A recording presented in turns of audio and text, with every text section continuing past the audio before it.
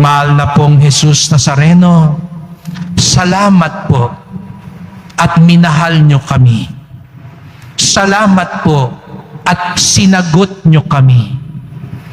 Tinatanggap namin ngayon ng iyong pagmamahal upang kami din matutong umibig at sumagot sa pangangailangan ng aming kapwa.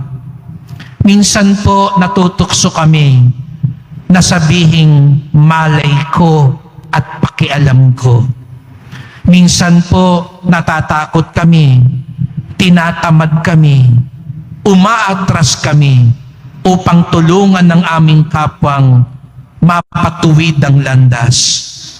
Ipaalala niyo po sa amin na ang kapwa namin, pananagutan namin, sapagkat kaming lahat ay mga kapatid